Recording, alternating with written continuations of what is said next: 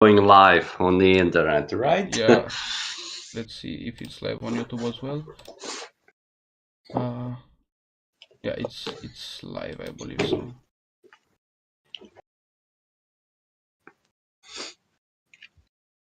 I haven't done something like this in the recent time. Apparently it's live, I believe so. Let me check out on my phone as well. Check it out. Yeah. I remember that always, like before when I was doing something like a gameplay live stream, something had to go wrong always, like break the stream. Anyway, apparently everything goes well. Uh, So what masks do you have behind you? Are these all Soviet ones? no, everything that you see behind me. Wait a second. Like here, this is like this row. It's Hungarian, and this is Bulgarian. Everything. Mm-hmm. And up here, I always forget their names. It's the gas detectors that you also have. Yeah, the chemical Yeah, detection yeah, sets. exactly. That one is Soviet, and this one is Romanian. And Mm-hmm. this big box here, it's I'm pretty sure Czechoslovakia also had it. It's like a big decontamination kit for mm, cars or something like that. I cannot remember right now. So yeah. Uh, so hello everyone. At this point, only one people viewing, but more will join. Let's hope. Yeah. I'm Robert as usual, and today I'm with my friend from Slovakia. So introduce yourself. Who are you? What you do? All right. Thanks for having me, Robert. My name is Andrej. I live in Slovakia, and what I do basically, I'm a hobbyist CBRN instructor. So, when it comes to basic protection, CBRN protection, our civil defense is practically non existent. Once during socialism, people, especially children, were led at least to basic skills and knowledge when it comes to how to use masks, and what they serve for. Nowadays, in school, these subjects are no longer learned, and what I try to do is to bring this to general public, whether it's in digital form when I make videos and instructional manuals, or physical trainings. Sometimes we just get together, we put on gas masks, protective suits, and we just create a scenario we follow in order to learn something new.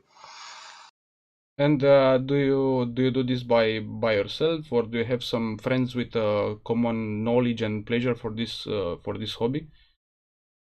When it comes to intensity of my interests, let's say that well, I'm the only one. It can be said because no one in their right mind would spend their free time doing this. It's actually a punishment for most people, which I understand. It's not nice. It's not pleasant. The thing is being ready for a situation in which you might not have a choice. Mm-hmm, mm-hmm. I understand. So practically you are by yourself, and probably from time to time some of your friends or relatives join you, something like that, depending on Yes, the. yes, these people they appreciate this field of expertise, but also maybe there are also people who would like to join, who would like to participate in these trainings, but they cannot because of family matters, because of work. So it's a lot of different reasons why not, Mm-hmm. just as always. But in general, last year, for example, we managed to create a simulation where at around 30 people gathered. So it was very nice for the first time having so many people around. But usually it's about 3 to 5 people, which is not also bad, because in this case I can personally take care of quality of what they are learning, because if you're not keeping an eye on people, they're just gonna make things easier for them, which means wrong. I wanted to ask something that you mentioned previously. You said that back in when there was the Cold War and there were the communist countries and so on, there was something like there existed an institution like a real civil defense for children and so on. I don't really know your age. Did you had the chance to do that, or did you were too young? I remember in elementary school, there were days during which we were training, kinda, how to put on mask, how to shoot from, how is it called, air gun. Yeah, Ergan. You know, so yes, but the memory is very, very blurry because it was not interesting at all, at least for me at the time. For that age. So no, I was born after the year 1989, Mhm. and I never been in army for that matter. So when it comes to nostalgia or reasons why I'm doing it, it has nothing to do with these things. I understand. I understand. And besides that, if you said you didn't really catch up with those times, what started you this hobby? What uh made you? Sure. The thing is, when we were creating simulations, military simulations, when we were just running around in Mhm. running around in the forests with airsoft guns. Ah, nice. This was also a this was also a part of what we were doing, and this was the first time I came in contact with the gas mask. It was uh, OM10, the Czechoslovak Yeah, one with yeah. cheek filters. Yes, yes. So it was a nightmarish gas mask. First time I was wearing one for a half a year, which was wrong size. It was too small for me. Now, so that's basically how I started. Not even knowing what's the proper size of my gas masks. So from that point on, I started to study what these things are protecting you from. I started with warfare chemical agent, then I started to study radiation in depth, and of course biological weapons. So I am taking this from a military point of view mostly, Hmm. and this knowledge doesn't come easily these days, because even if you look at handbooks for army chemists, current army chemists, the information they're getting from their books, it's pretty simplified Hmm. when I compare it, for example, from books from the 60s or from the 70s, because back then people were really preparing for a nuclear war. Yeah, yeah. Or when you read about effects of chemical warfare agents, I've never seen such depth when it comes to what's happening. So these people took it very seriously. Until a few months ago, people were still very uninterested and felt like, oh, this is a thing of the past. That what can go wrong? Chemical weapons. It's a stuff of First World War or radiation. No, and now people are waking up into a world where nothing is that safe as they thought it was. Are people more interested nowadays joining, let's say your classes? I don't know how to call them. Your training lessons. Do you have more requests lately? Yes, people. Well, in general, people are panicking. Hmm. There is a thing I don't know about what's the situation in Romania, but Ukraine is right next to us, so people in here are scared of what might come, what might happen. And when media started to talk about possible usage of nuclear weapons, what Putin said, people started to buy iodine pills. Am I pronouncing it good in English? It's Yeah, iodine pills, yeah, or yeah. It's understandable. I have the same problem. Iodine pills, I believe. yes, because all I'm getting this information from is, of course, Slovak. So sometimes I'm like, damn, how is this said in English? Mhm. They started to buy all these pills and eating them for as a prevention, but I just wanted to ask you after you mentioned about the iodine pills because the exact same thing happened in Romania, and people didn't even know that if you take them after the age of 40, it's useless for you. And besides that, the government intervened in this situation. They said that they will somehow provide the iodine pills. They started the production of iodine pills again in big numbers because it wasn't a thing that you take every day or a lot of people would take it. And they said they will deliver iodine pills to everybody, to the civil population, but they didn't mention how they will do it and when they will do it, and if it's for everybody, including people after the age of 40. So it's still a little bit of chaos here. and how many nuclear plants does Romania have? Only one, only one. I see. Because, for example, I live in a city of Trnava, which is not far away from one of our nuclear plant in Jaslovské Bohunice. And that's why when I come to a city hall, or how is it called in English? Simply, when I come to, and I ask for iodine pills because I'm a citizen, Hmm? they'll just give it to me because by a law I can have it as a precaution when something goes wrong, but this is not for a case of nuclear war, and that's the difference. That's the Oh, reason. okay. Is you're That's the reason.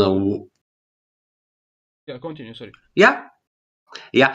That's the thing with people and nowadays and CBRN protection, that they don't know these very important basics, Hmm. that iodine pills will help your how is it called, this gland, thyroid gland, Uh, uh, uh, Thyroid, yeah, thyroid. thyroid gland.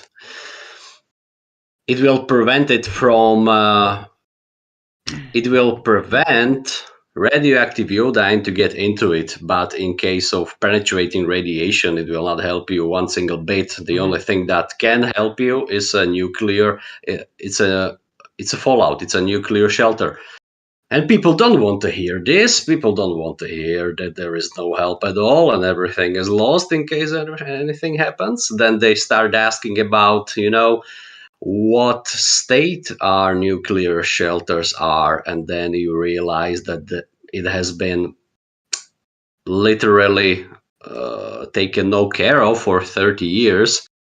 There is no infrastructure, there is no nothing. There are bars and pubs made out of these shelters. Yeah, By the law, they should be remade into a shelter in 24 hours where needed, but just yeah. think about it, it's nonsensical. It's so much stuff to put together. I mean, Yeah, it's i would I would actually dare someone just for a funny video, that, okay, for some reason, you've got the luxury of 24 hours before nuclear war starts. Okay, the time goes on, the time just starts, and you have to just recreate this bar into a nuclear shelter. That would be nice. I find it very interesting and also very surprising that the situation, although we're not two countries very far apart, but I find it very interesting that it's the exact same situation in both countries. Like they said the exact same things.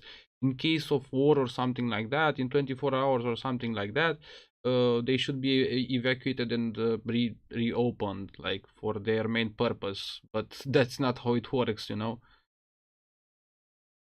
And Yeah. what I wanted to ask is that what do you think? It's like a quite big topic in the gas mask collecting community. What do you think about and what do you know about the M10 M10 and M10M gas mask filters. Are they safe? Are they like the mask as the mask itself? Is it like actually a good mask? What do you think? That's the eternal question of surplus buyers trying to get the best mask for the cheapest way possible. The M10 gas mask.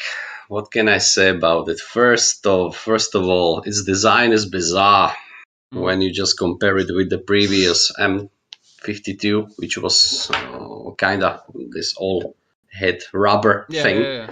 Helmet style gas mask. Sud- Suddenly they went with the design of an American M17, and the company which made M10 gas mask had a really hard time creating a system which would create such a face piece. They really had a problem creating machines to make the face piece. And long story short, these gas masks, let's say, it was stored properly, made, for example, in the 80s with sealed filters. And if you assemble it correctly, they will provide some form of protection.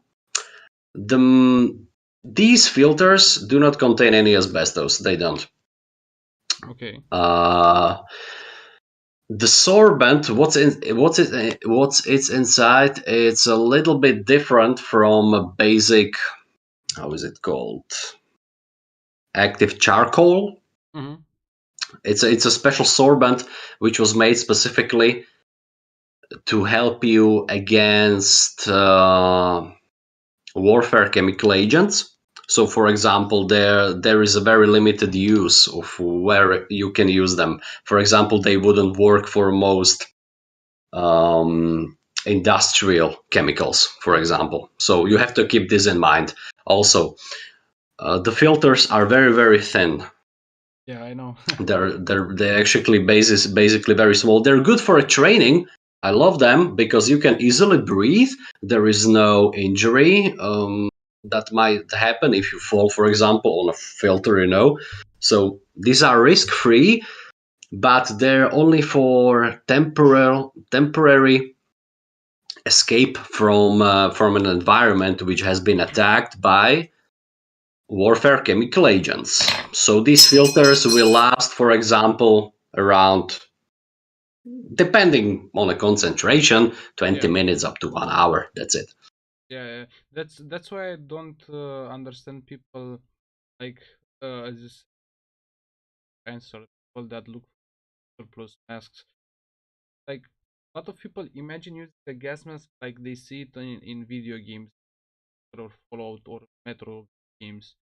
And they imagine that they will use that gas mask for hours and hours and hours and so on. They that in case of emergency they exchange the filter as fast as no, understand the concept of gas mask that especially for civil defense it is used to keep as fast as possible and eventually discard that gas mask after that.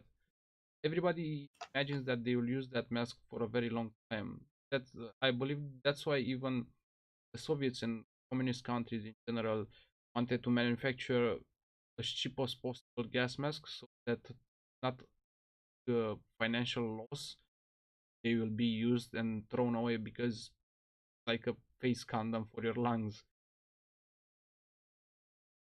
The thing is, when you talk about length during which you'll stay in gas mask, for example, when I'm creating some event, some learning event, when I to teach people how to use gas masks, there are many who are very, let's say, wise when it comes to this, and there is no reason why should I be learning this. It's so easy to put on gas mask and stuff. You know, when I read these manuals of mine of former civil defense, these trainings were meant to prepare you for usage of gas masks from 12 hours up to 48 hours continually. So these trainings are important for you to get comfortable enough to wear these things for a prolonged time. Also, your vision, your ability to handle things changes. You have to be psychologically prepared for such situations. For example, when you do some heavy work or something more demanding, and you start breathing shallowly, you feel the sensation that you're choking, and you have this need to pull the gas mask off. You're dead. Yeah, So that's this is the so this is the this is the main goal of the training, to prepare you for the wars. And it's not nice. Many people come, they are very thrilled by the idea, but they will come once, twice, maybe three times. But when it gets continually harder and harder, they just give up. yeah, really. That's very Yes, I'm sorry. I'm sorry. I just wanted to finish my the idea that people would like to spend time learning this or doing this, but they will not do it for free because there is no motivation. State should be paying these people, these volunteers, that they're willing to do this. That's amazing on its own, but in time they'll just give up because they'll ask themselves, "Why am I doing this?" Hey, have you ever tried like act the Slovakian government? I don't know how to call it, or some of the authorities that actually like to do this, make again like a civil defense. Have you ever thought of or done something? Of course, I thought of it, but I'm a kind of guy who doesn't trust the government or the system practically at all. I've seen that nobody gave a single we know what for the last 30 years. For example, civil defense in Slovakia, it exists. Yes, it's not non-existent, that's something, it's a thing of the past, but it just exists on a paper. People are put in these positions, these regional positions of civil defense, just because they're relatives of someone. You know that, okay, you're Yeah, my cousin, you can just sit here, you get money every month, but when something happens, like, the pandemic, the coronavirus, anything that's out of ordinary, these kind of structures, they collapse in a heartbeat. And the system works like this, simply said. If you want something, if you want, for example, if I'm some clerk, if you want something from me, you have to give me something in return. yeah, So I'm not really into this. That's why I'm running the Patreon thing. It's not that I need big time money for everything I do, everything I make, but this is the only way I have to be independent. I've seen many groups, many people try to work with state, but state is only interested in their own profit. yeah. Same story everywhere. And have you ever Yeah. thought of going like joining the army for like CBRN units? Yeah, many people are asking me actually this. Yeah, when they see my content, they're like, "Oh, you've been serving in army, or I am an army chemist." No, I'm not, and the reason why I have all this content and all this motivation is because it's not my job. I'm kind of sure of that. If I'm not wrong, there is one chemical unit of Slovak armed forces in here in Zemlianske Kostolany. But also, once we invited them for a training, they just blatantly replied that they have no time for such things, and that was over. Shame. Yeah, that's kind of For example, but I have to say, I'm sorry, there is a different approach from Czech army chemists, because when I was trying to find some cheap masks for our training, and I was asking people on Facebook. These people contacted me. They sent me a lot of detection equipment, for example, these detection papers PP3, which are designed to detect nerve agents and mustard gas, newer types of oops, they just fell, detection tubes.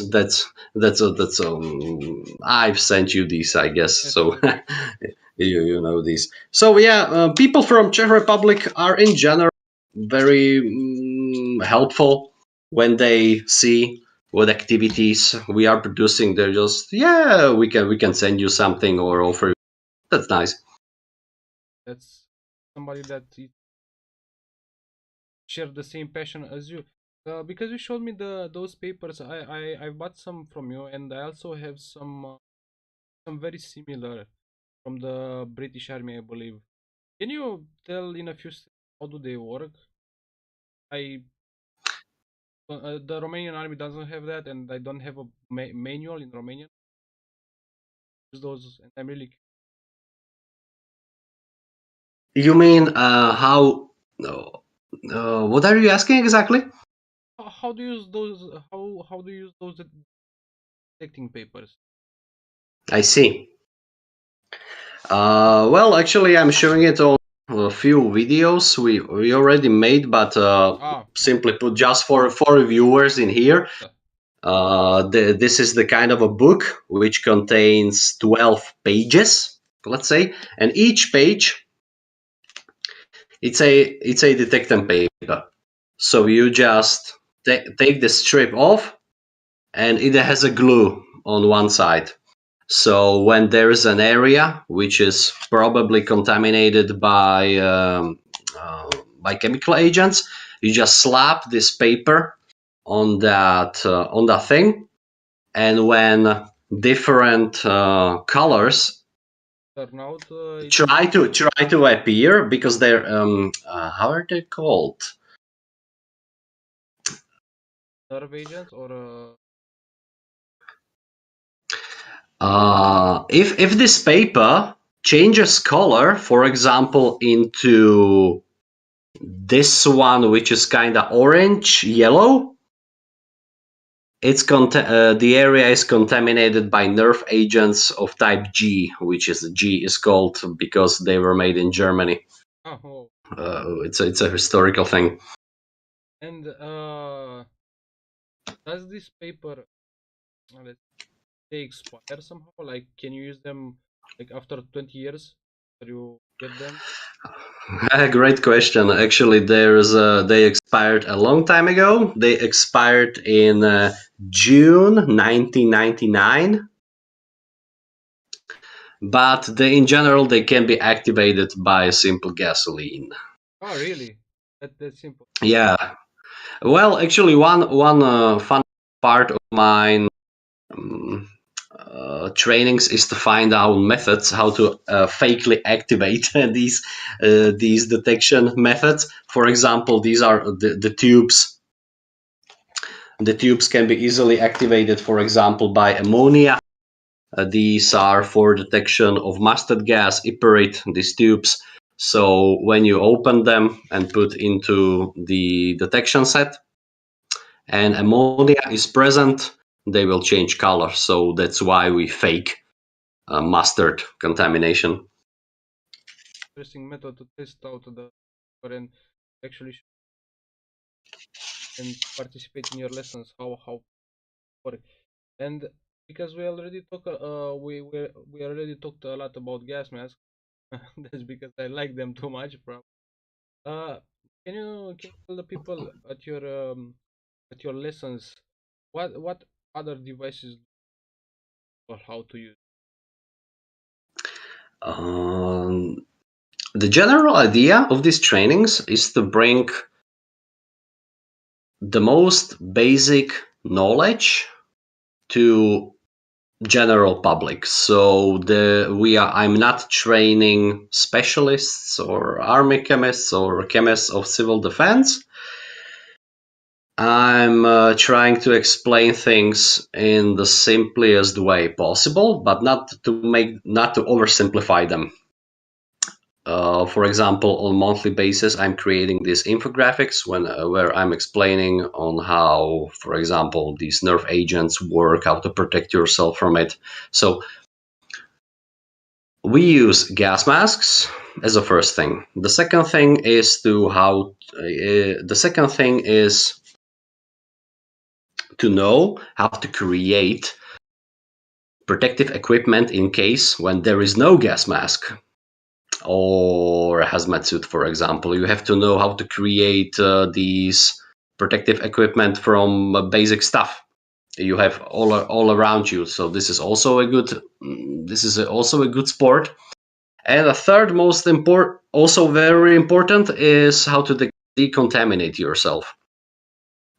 So how to put gas mask on in absence of gas mask, how to create something similar, either for protection of your face or your body in general, how to decontaminate, how to provide first aid.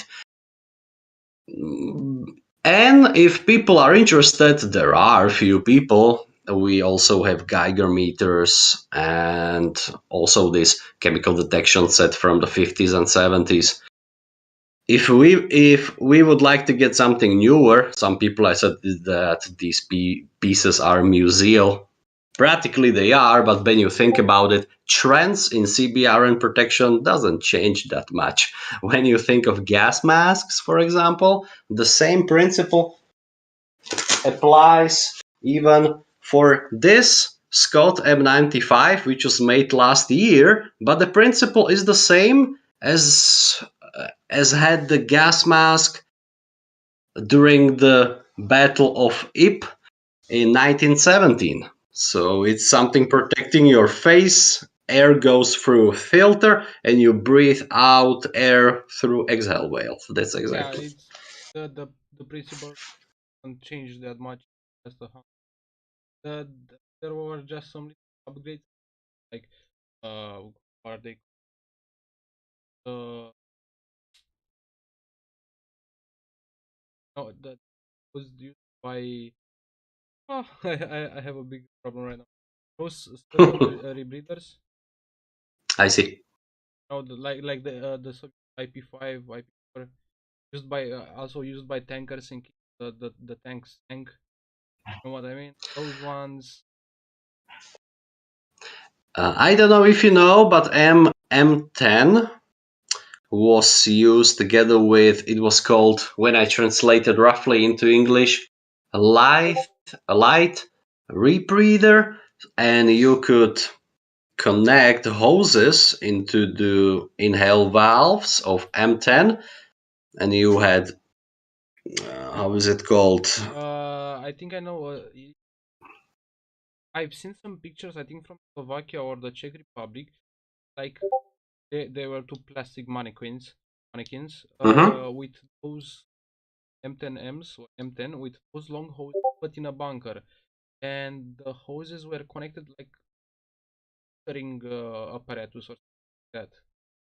Mm-hmm. No, these hoses were connected to actually air cylinders you had strapped on your back. That's quite a different approach to the subject because here in Romania, for example, or in the Soviet Union, like you have two of oxygen, okay, in the Czech Republic and Slovakia. In Czechoslovakia, do they still use them? No, these things are, well, actually that's a funny question. When it comes to, okay, Czechoslovakia was separated in 1991, and since then we split what former Czechoslovakian army had, and we went our separate ways. When you compare, for example, Czech Republic still has an army. It's the army, and people don't understand the difference. Army, it's a number. It's a number of personnel. We don't have army because we have armed forces. Our numbers do not match the criteria for army. Oh, really? I didn't know there's a difference. Yeah, yeah, that's basically it. And for example, Czech. Czech army, when it comes to CBRN equipment, they're making most of the core equipment themselves. For example, the gas masks are made by company Gumarny Zubži, and their filtration suits. You've maybe seen them on my photos with I the think so. camo. Ah, yeah. Yeah, they're also made by a local company. But in case of Slovakia, things are quite different. I didn't open it yet, but we are using a different filtration suit, which is called Saratoga. I don't know much about the history of it. I've seen that it was used something similar in the US Army. But this Saratoga is made by MS Auer, the German Yeah, the company. German company. And these are pretty, very expensive. So we are buying very expensive equipment. I guess someone is making aside something, Yeah. The German company. And for example, the mask, we're using these M95, but they are not exactly M95 because they're not made by Scott. They're made under Scott license here in Slovakia in Hnúšťa. But these gas masks were made all before 2010. So when it comes to quality, the state of them, they're not The same that level. good anymore. I've seen many, because there are people who collect Slovak militaria, Mm-hmm. the current one, and they are very expensive. Very expensive, not because they're so good, but because there is not enough. Yeah, I didn't know they were made in Slovakia. But this issue that you mentioned, that the Czech Republic has most of their equipment is made in Slovakia, usually imports. Is it because at the split these countries, most of the factories were in the side of the Czech Republic, or it's just the basic corruption, like Slovakia destroyed their factories? That's it. Actually, well, this is something I don't really go into politics, but it was the other way around. In Slovakia, most factories were made, but really heavy industry was in Slovakia. But there were some moves, and this industry was actually destroyed, also by help of former Czech. How is it called? President. No, yes, yes. So as far as I know, that's what I heard and how people perceive it. Yeah, so that's actually not my opinion, but the reality is that, for example, when I'm visiting some fallout shelters, there are many people who love seeing these places in Slovakia. These long abandoned industrial complexes, they were able to produce, actually, we were making tanks for Hitler. So we knew how to get the job done. Nowadays, nothing is working. These factories are in ruins, and the former big industry is gone. And so, yes, basically, we were producing a lot. We were self-sustainable. Now we are dependent when it comes to everything. I understand. I think that I wanted to ask you, going back to what you do. Um, are the people that go to your training lessons mostly Slovak or maybe Czech, or are there even foreigners from different? So far, only Slovak people, or also some Czech people who don't have it that distant. Distance is the main problem, Yeah, basically. I'd Also go in Slovakia. I'd go to those lessons, to be honest. I mean, there's nothing like this in Romania. Nobody doing something like that. And You were saying that there is some kind of civil defense still in the Slovak Republic, but but it's still like civil because here in Romania, the taken by the firefighters. You can see on their emblem they with multiple other emblems. They have the civil defense one with the circle and the triangle. But besides that, nobody knows what's civil defense here. It's the same in Slovakia. The same symbol is being also used by our civil defense, but when you talk about the firefighters, that's interesting because the same they're trying to do in here. Civil defense, it's something in Slovakia that nobody wants to do anything with because it's a burden. So they want to just put it on the firefighters. They're just like, no, we don't have anything with this. But there are opportunities, big time opportunities to make more money. So they're gonna find a way. But when it comes to the core idea, the preparedness, the educational factor, it's not existent. Absolutely non-existent. I mean, I like all of my hobby started from gas mask, obviously.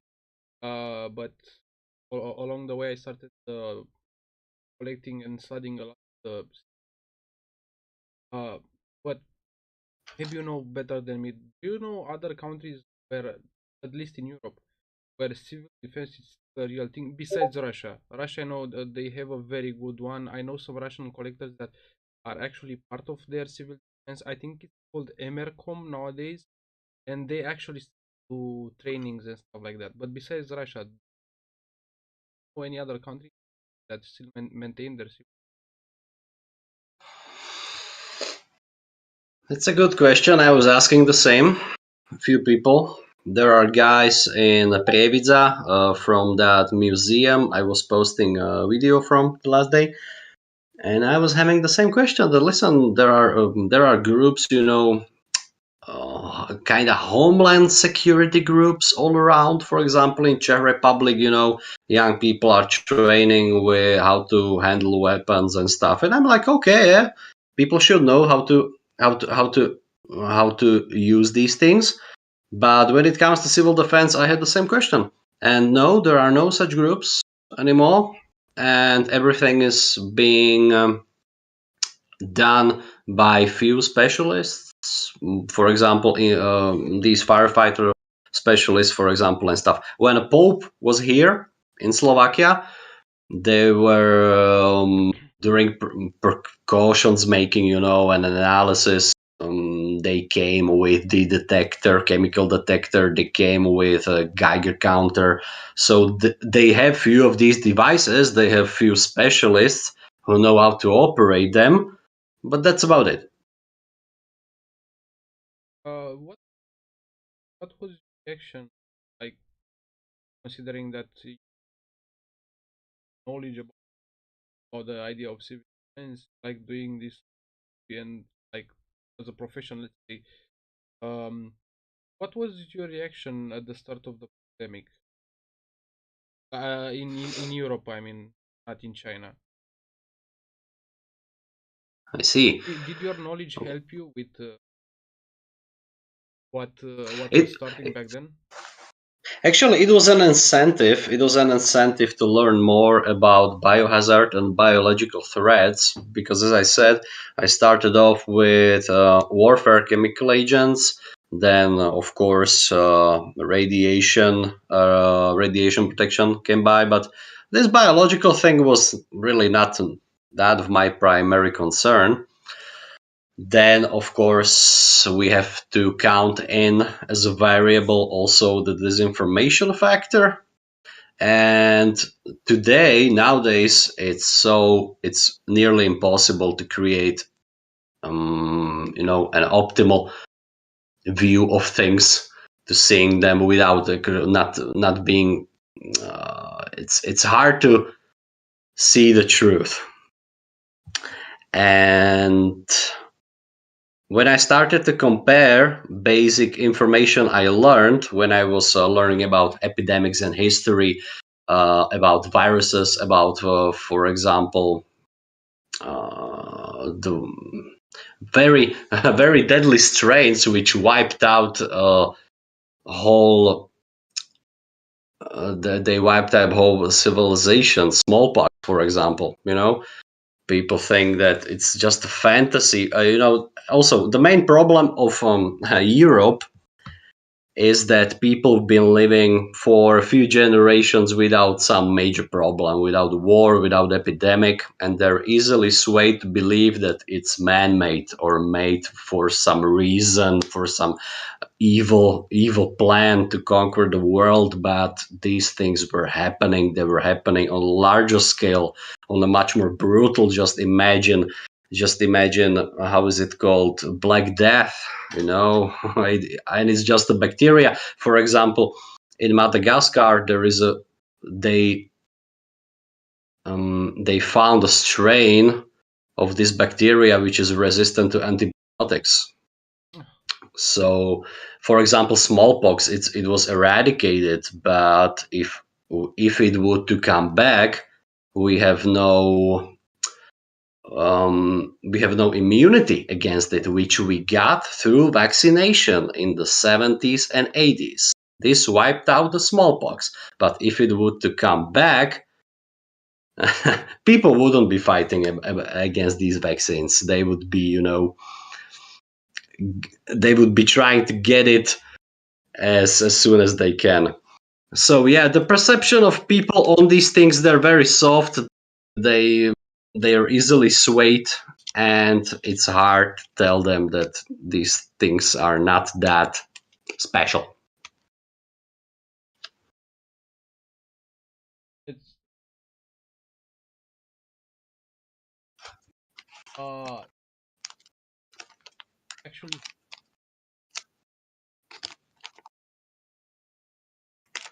uh all risks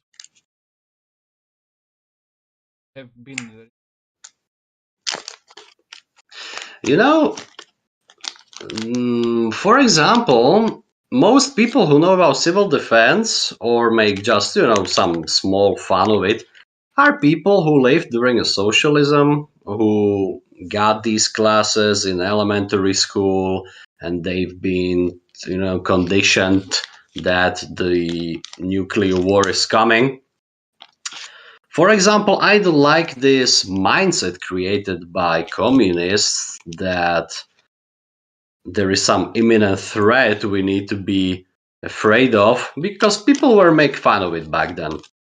Yes, I think these skills might be, but actually these skills wouldn't be useful at all, because these skills were specifically designed for a protection against chemical warfare agents and nuclear weapons. It wasn't against this. For example, people who volunteered in hospitals during this pandemic, they've been wearing their own protective equipment, like guys I know, and they've been wearing them for a prolonged time, let's say 12 hours a day. These protective these gas mask equipment, even highest quality, they're not made for such time being worn.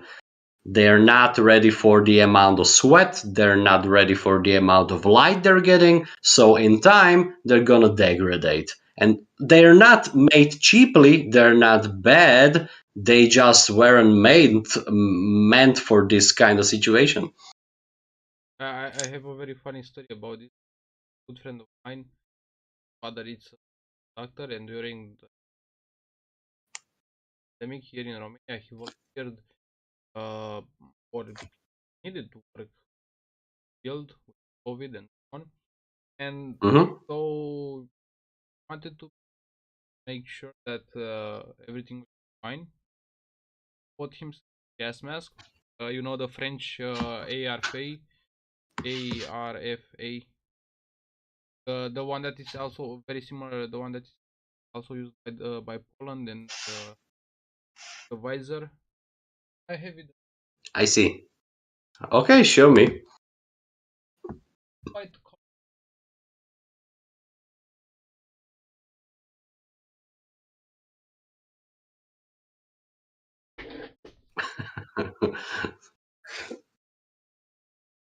and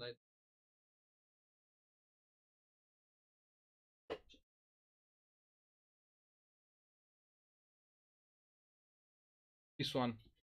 Ah, here you are. It looks like Polish. No, this is a Polish mask. Isn't that Uh, army Polish mask?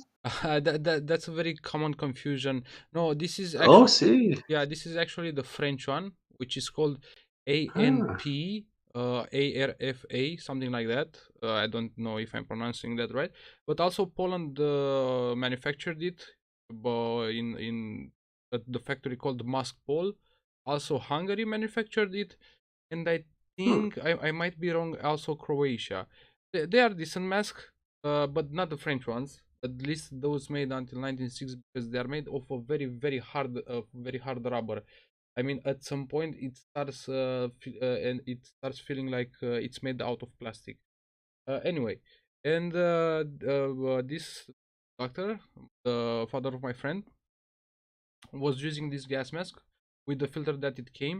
I mean, I believe even if it is expired, I think it is still good for Corona or COVID, right? What was the question? Sorry. I said that the filter, even if it is expired, I think it is still good for Corona, right? Oh, sure. It's just Yeah, yeah. These they're too good for such thing. It's too much protection. and it was funny that he was using this daily, and at some point, a nurse washed it with bleach, and she also Hmm. washed the filter with bleach inside out. Yeah. And at that point, the guy just gave up and used the normal face mask. Well, speaking of basic, how would I call it, maintenance, people are need to be taught these things. It's just as with putting the gas mask on, you would think that there is nothing to teach, nothing to elaborate.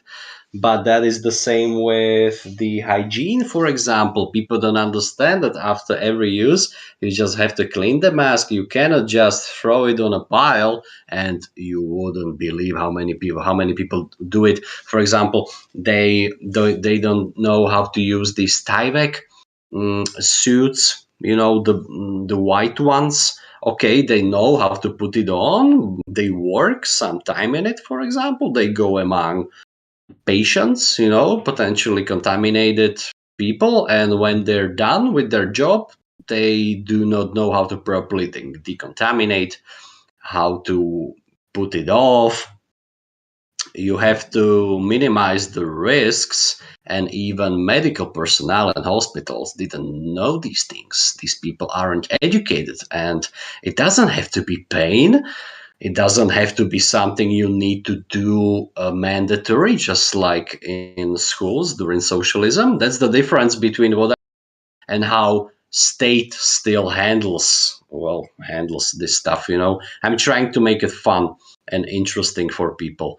That's why I created this Patreon channel, and I'm trying to explain these things much more friendly, because there is no problem finding very professional information on anything, but it's not easy to understand it without some educational background.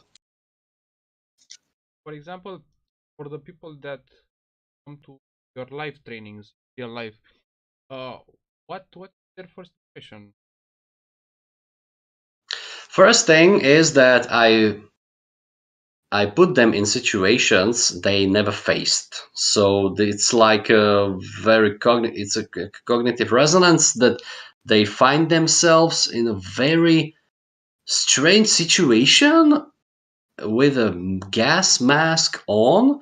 They're doing some decontamination after being sprayed by some poison. They never imagined they would be doing such a thing. So um, they're confused. Some of them are very energized, and actually they come highly motivated, which is good, but it doesn't last very long. And that's the problem with these trainings, that you are creating situations in which discomfort, stress kicks in.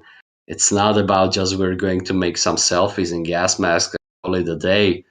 And that's the difference. And no one is going to do this for free. So, for example, when I mentioned this army training, It was unpleasant. It was sometimes even brutal. But we've been told, and that's what I like to explain to people, that you on your own, you will never put yourself on the edge.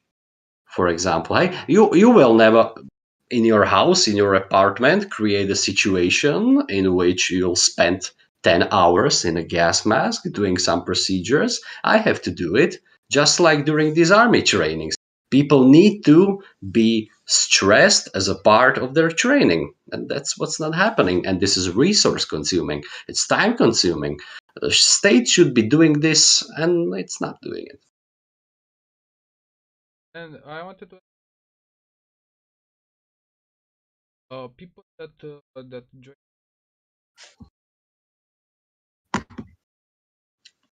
I mean, what do you offer? For like trainings or online, or how is it? Basically, the main meat of my content is divided into two main sections. First one is called History of MBC Units, which is more appropriate for people like you, for example, collectors, people who like vintage gas masks, old detection systems, Geiger meters. That's I'm in every episode. I just pick something interesting. Actually, community picks what I, for example, I have 4 to 5 interesting stuff from the 60s and 70s. So people can vote on what should I review. And the second part is called CBRN Academy. In this series, I teach people how to, for example, in our upcoming episode, we're gonna explain how to use gas mask properly. Simply said, right? But you have to do it under 6 seconds. That's a norm. For example, when your gas mask is ready to be used in a standby mode, you have to put it on, test it, test the tightness, and be able to work under 6 seconds. So, for example, that's a skill you need to train. So it's like an exercise. I'll tell you on a video how to do it, and you can do it on your own with your own mask. It doesn't matter what model it is, and this is a skill. This is a skill, but every time I make these instructional videos, I also create infographics to explain people different threats, for example, anthrax, these nerve agents, other warfare chemical agents, radiation, what are the stages of radiation poisoning, everything people really need or they should know. Simplified version of something you would need days, even weeks to study and understand. Very, very. It's good that there are still people that I mean, on collecting, I really like, but to also practice and teach, which in my opinion is pretty good. I want to ask one thing. Might sound a bit dramatic or nihilistic, let's say. The thing that Hmm. I've thought quite recently after the start of the conflict in Ukraine. Uh, let's say people have the same civil defense training as it used to be for 1989. Uh, do you actually? I mean, not do you actually believe? What do you think? How do you see this scenario? Uh, do you how do you see the civilization after a scenario from the Cold War applied nowadays, but the training of the the training of the civil defense from before? Do you think that there will actually still be like uh not how to call it? I mean, let's say nuclear warheads start flying from Russia to United States and so on. People go to bunkers and they try their best to survive. How do you see it after that? Oh, I see it very grim. To be very to be very straightforward. You know, When it comes to the threat of nuclear war, the more information you know about it, the more questions arise. And most people imagine nuclear blast as something from the 50s, or things people are accustomed to, the big mushroom explosion, the how is it called, the thermal wave, the shock wave, all this stuff you can see from the instructional videos from the 50s. Well, there are neutral weapons which were developed during the 80s, and these work rather differently, because instead of these, let's call them obsolete effects, just like the shock wave and the thermal wave, we want to maximize penetrating radiation.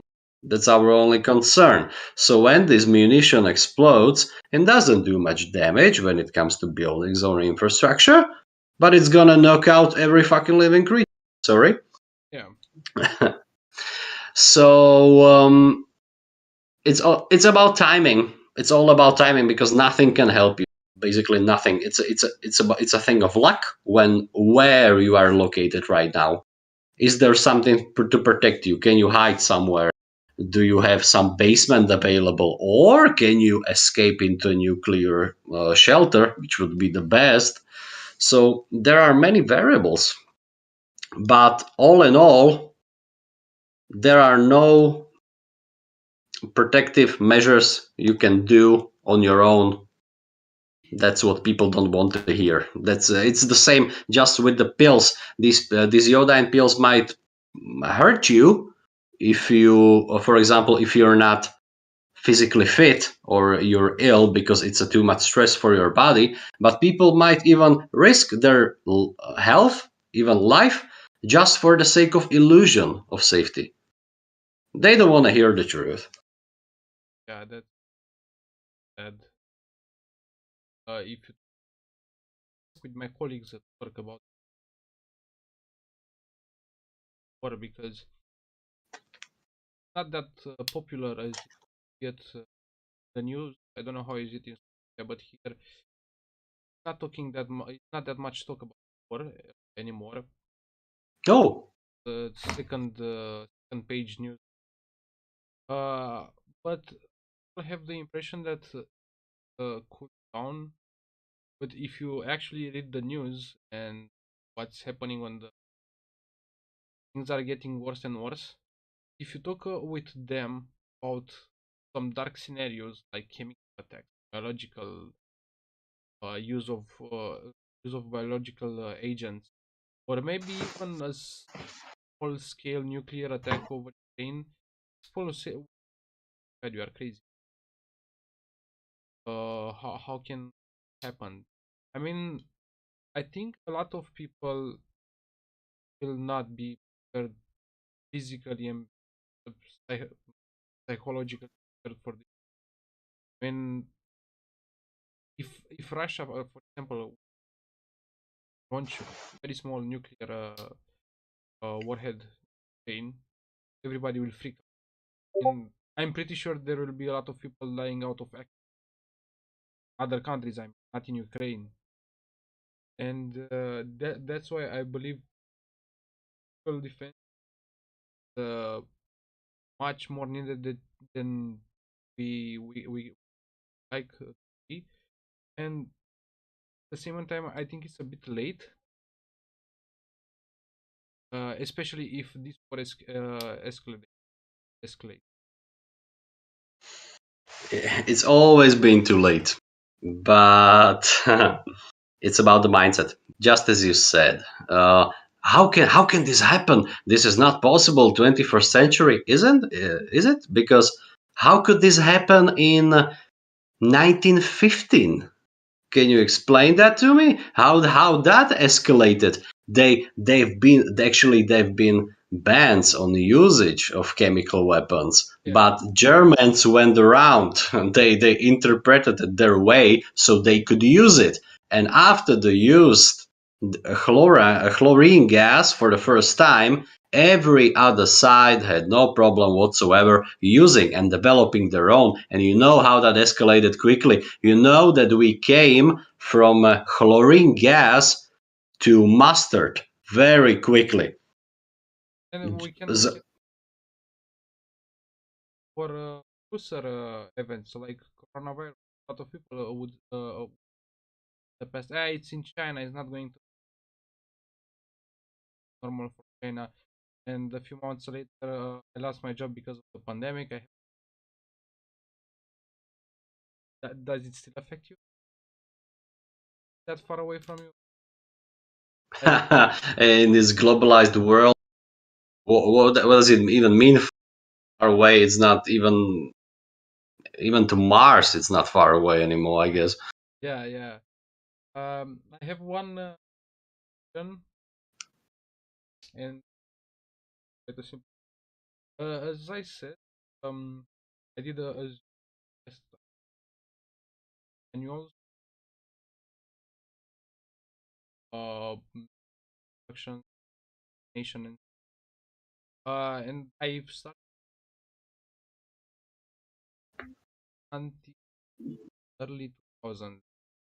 Managed to get it 9. I wanted to ask one. There's there's a thing I've in this Slovakia, uh, Czechoslovakia. Does the same information repeat itself in the same book, in other books? Oh.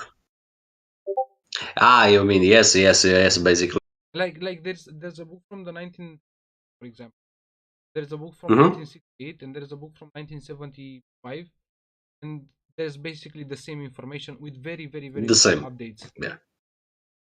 Oh yes. For example, what I'm holding now, it's called Handbook for Army Chemists. It's from year 1988, so it's actually the latest before the system fell. And I have four variations of this same book from 1965. So they've been updating it. It's actually fun. It's fun reading it and comparing it how the technology developed when they started. This book has more than how many pages? More than 400. The first version had around 200 pages, so it's like it doubled in size. And yes, the information repeats itself so many times. For example, the detection chemical kit from the 50s. I found so much information in many books, but never complete enough for me to understand what's going on with this device. But yesterday, I finally got my hand on the original handbook, all about this specific set, nothing else. And finally, I found the information there. So it's very scarce, it's very hard to find. I don't know about availability in Romania, but if you'd like, okay, there are collectors and people who own these kind of books. They're selling it sometimes. Sometimes they appear, sometimes they don't. But you can go to archive, army archive, basically in Bratislava capital, where you can access what they have in their library and you can scan it or just get it the other way. So I don't know how available it is in your country. Availability. I should. Yeah, it was quite interesting. To be honest, there was a lot of stuff that I wanted to know from you, and I actually put your Instagram the description. If you guys like, We yeah, if you guys liked the stream, check it out. Yeah, it was a pleasure, Andrei, and thank you for joining me. And say something. Oh well, thanks for having me. This was a nice. Gonna be also available to watch Yeah, later for other people as well. So I'm also gonna share it. And this week I'm gonna be in a television, for example. So this is a week. This is this is the first time I'm being interviewed actually by you, and it's gonna continue during this week. So there's gonna be a lot more material. There is a guy, actually, speaking of this guy, who has a little museum of totality. So actually, he's exhibiting stuff from socialism, basic stuff. Then he has army chemist stuff, stuff from civil defense. And what he has, for example, you can see it on a video I uploaded today. He has a complete firefighter set from Chernobyl, not the one which was used during the cleaning operations, but the same model was used, so it's kind of nice to see it, what they were wearing. And this guy has a recording studio, and we're gonna talk a lot about CBRN protection. We're gonna make some trainings in there. We're gonna talk with people, and yeah, in general, finally we got some space where we can work. That's amazing. I told you that's my dream, that some kind of cable TV television would come to my room, and I would have on TV maybe, or how you have your project and defense. That's my dream is a museum I have or a big one, because I have a lot of mask, and not only not that. Many people also in here. I mentioned two people during this conversation who have some kind of museum here in Slovakia, with this stuff exactly. It's kind of personal thing, I think, for the owner, but most people, they don't really give a damn. Maybe they're interested in situation. There are very few people interested in CBRN, what it is, but that's what I'm doing on my channel and on Patreon to bring this to people, because times have changed. People are sucked into these digital worlds of social media, Yeah, and it's hard to get their interest. Everything is so flashy, everything is so professional. All these videos, all these photos. It's very hard to get their attention, especially with something so boring. So yeah, it's not that that easy that anymore. Yeah. So yeah, in the end, thanks, Andrei. Have a great afternoon, and on its oh, way. you too. Thanks. Bye. Sure. Bye bye.